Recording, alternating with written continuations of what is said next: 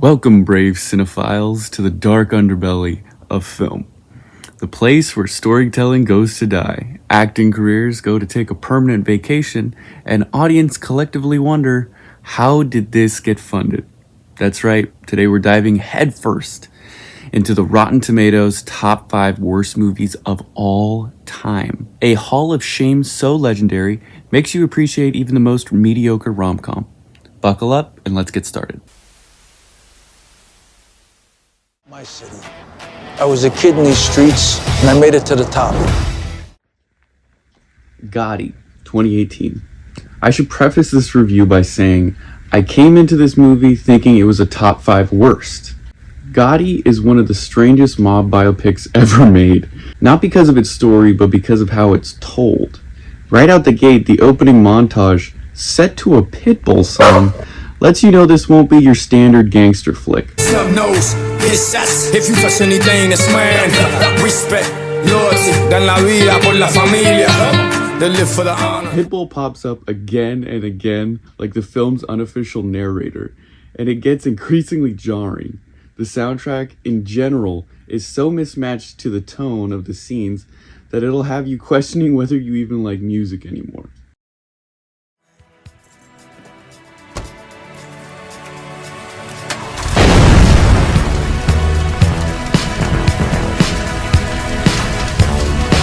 Sometimes you're better off dead. There's a gun in your hand that's pointing at your head. You think you're mad, too unstable, kicking in chairs and knocking down tables in a restaurant in a West End town. Call the police as a man that... Even good songs feel totally misplaced. Scenes that should feel powerful or gritty leave a bizarre and hollow impression instead. Not to say there aren't moments that work, really well even. For example, the bar scene where Gotti watches the fight on TV has a great atmosphere and style. I thought the use of smoke in this scene was excellent in particular. Now, John Travolta. He gives it his all, sometimes too much. At moments, he plays Gotti pretty well. Like during the scene where he switches between hard mob boss mode with his guys to a softer, more personal tone with the tracksuit crew, then back to intimidation. Hey, that's a Gotti. How are you? Still, That's a Gotti. Yeah, you still working out? Not that much anymore. No, what's the matter? It was a great white hope. Oh, you just fucking closed down Tully's. This is an institution. How long's Tully's been around? I walked past Tully's 40 years. What happened? What the fuck happened? I don't know. Rent's going up. They got cited for some code violation or something. Yeah. Don't you worry. They're back in business. Hey, how's your father? How's his liver? He's still here. He's still here. All right. Will you tell him hello from me? All right? Gotti. Thank you. Thank you. All right. Now back to this other matter. I don't give a fuck who this guy is. He's using my name on the phone. So you tell this cocksucker that if he ever deals another card in Queens or ever even whispers my name again, me, John Gotti, will sever his motherfucking head off. That moment almost had me, until I got taken out of it by Travolta acting again.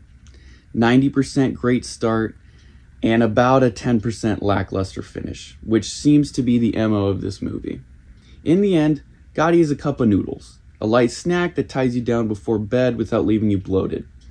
It's not the disaster many would expect. It's watchable, sometimes even engaging, especially in the first half, which features some original genre scenes you don't often see. I also gotta give it flowers for historical accuracy. I personally love that shit. But the second half loses steam fast, and the ending, especially the cheesy line from Gotti.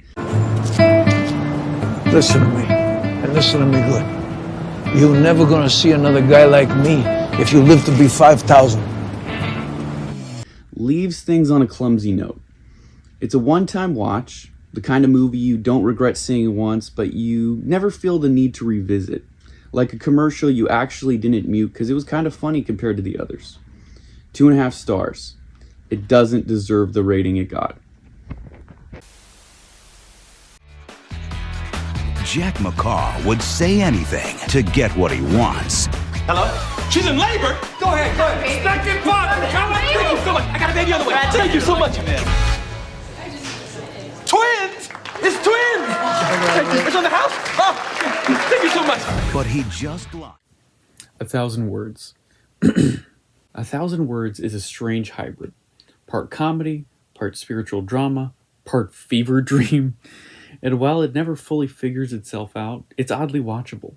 The vehicle of the movie, the tree, is designed to challenge, well, Murphy's greatest asset, his gift for gab. And without it, he stands there emoting for an hour and a half. Let's start with the bizarre. The film is full of moments that leave you staring at the screen in disbelief. From the inexplicably fake Mexican character spraying poison on the magical tree, which somehow gets Eddie Murphy high. Cuidado, eh? You breathe that stuff in and boom, it make you loco. I was gonna clean my room until I got high. To the inexplicable dream sequences with more confusing symbolism than clarity. Where have you been? You left, and then I saw you a few times, but then it was a long time, and then you died. Yet, amidst the chaos, there's moments of genuine connection. The scene where Eddie Murphy talks to the guru in that diner is moving. Good. Good. Then your wife, does she know that you love her? I tell her that all the time. Words? More words, Jack. You tell her? Like meaningless leaves that fly off a dying tree? Words. Can't you show her that you love her? Make peace. Show them that you love them. And be truthful.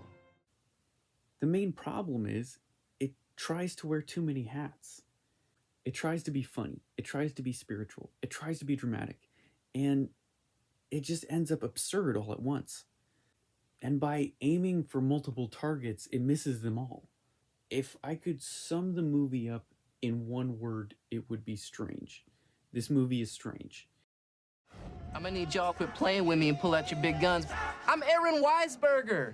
You better recognize, son. Jack, look at you sweat. Just chill out, homie. I got this. In some moments, it's a good strange. In other moments, it's a bad strange. I agree with the critics on this one, but I don't feel as let down as they do. This is a great film to watch while folding your laundry or doing the dishes. A movie you can watch once and that's it. Like Hotel Coffee. It's complimentary, and with a bit of cream and sugar, it does the job in a pinch. 2.5 stars out of 5 stars. Left Behind, 2014. It's a strange movie to say the least. When I first started watching it, I was surprised at how old it looked. Crazy how a 2010s movie looks so early odds. Oh shit. I'm watching the wrong Left Behind. After I started watching the remake, I realized the whole cast is full of unknowns, except for Nicolas Cage. Chad Michael Murray? Whoa, wait, the guy from The Blind Side? Okay, this is an eclectic roster to say the least. There are glimmers of entertainment hidden in the chaos. The rapture scene, kids and adults vanishing into thin air, is a standout moment that delivers genuine shock. The film also flexes its budget with a surprising number of extras during the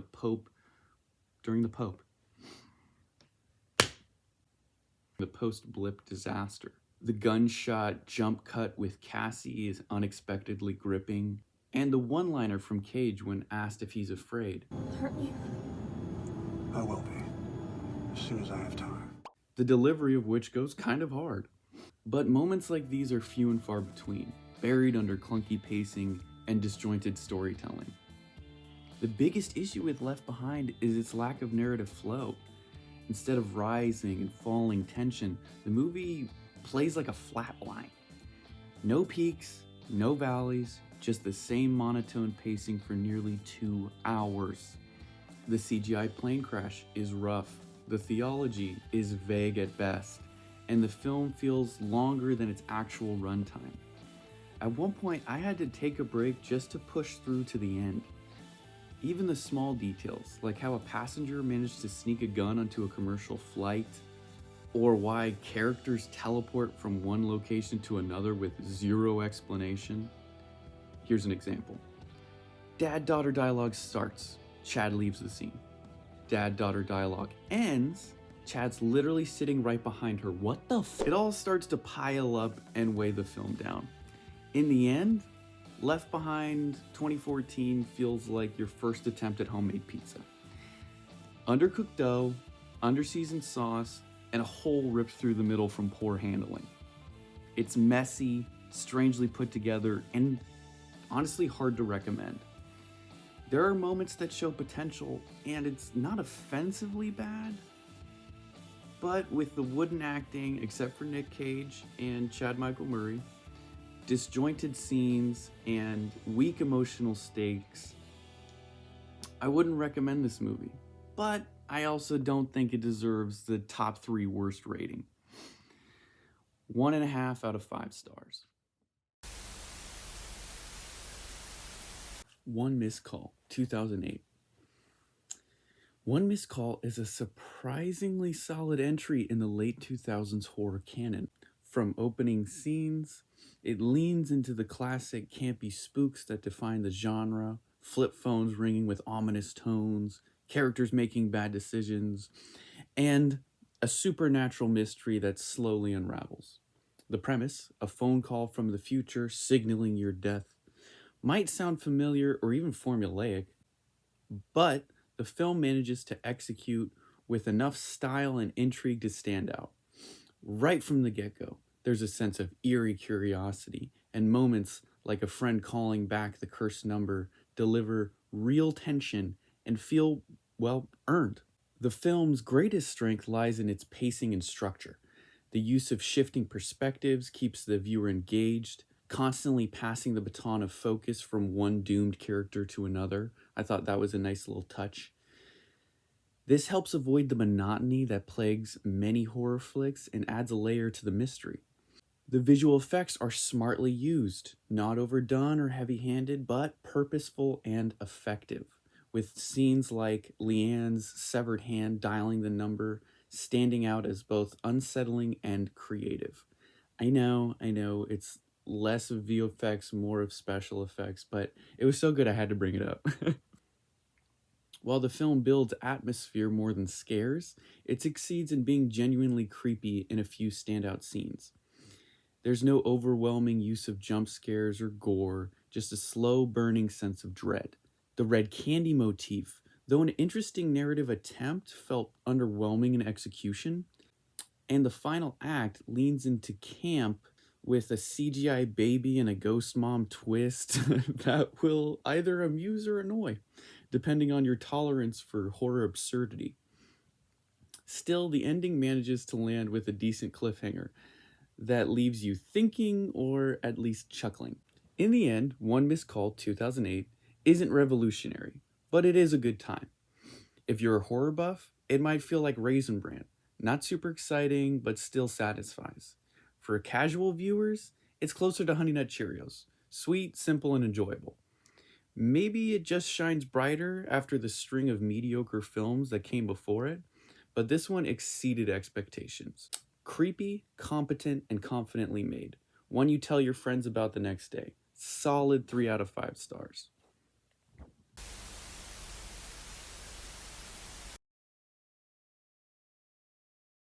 Someone's developed a micro device. The perfect assassin. Ballistic, Ecks vs. Sever. Being that this is the last review, it's only fitting that it's the hardest to find. It wasn't on any streaming platforms, conventional or otherwise, wink wink. I found a YouTube video of the movie, but that one like jumped ahead every 5 seconds or something like that. It was just very jarring, and no, we're not doing that. You flew all the way to Europe and 5 days later you sent them. Robert, you bastard. This wasn't our agreement. So, I bought it. Ballistic may be considered the most notorious flop in action cinema history, but watching with fresh eyes, especially in good company, shout out my sister, we watched it for her birthday, reveals that it's far from unwatchable. The film wastes no time throwing you into a barrage of explosions, moody city nightscapes, and overly stylized slow-motion shootouts that scream early 2000s. There's a campy charm to how the story unfolds, particularly in this first half, where the mystery surrounding Lucy Liu's character and Antonio Banderas' brooding presence actually build a compelling sense of intrigue. It's no masterpiece, don't get me wrong, but it's not the disaster its reputation would have you believe. Some of the film's most entertaining moments are also its most ridiculous. Lucy Liu walking away from an explosion without a scratch. Literally is in a car while it explodes. Cut to, she's fine. Not a scratch. Come on.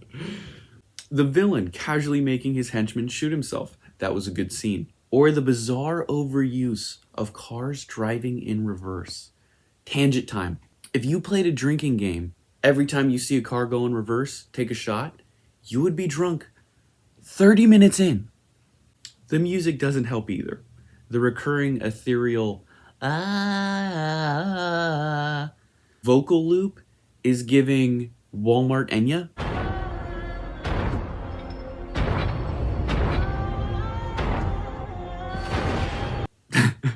Pulling you out of the action when you're just trying to enjoy the chaos. That said, certain scenes hit the mark hard. Lucy's brutal mall fight scene. Whoever decided to film Lucy Liu shooting a 50 cal because plot is a genius.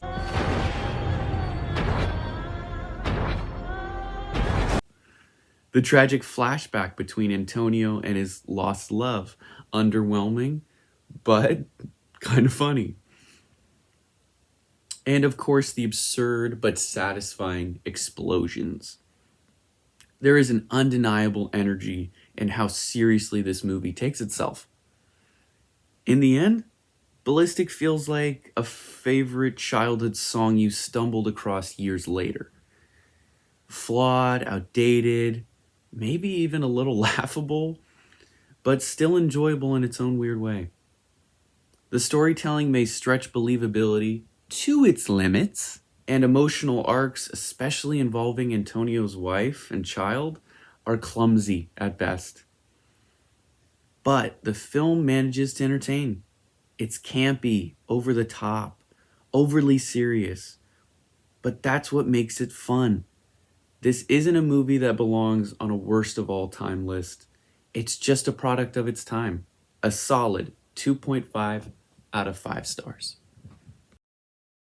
Thank you for watching the video all the way through. That is crazy. I'm going into a rant, I'm sorry, but no one's really gonna watch this anyway, so I don't really feel bad.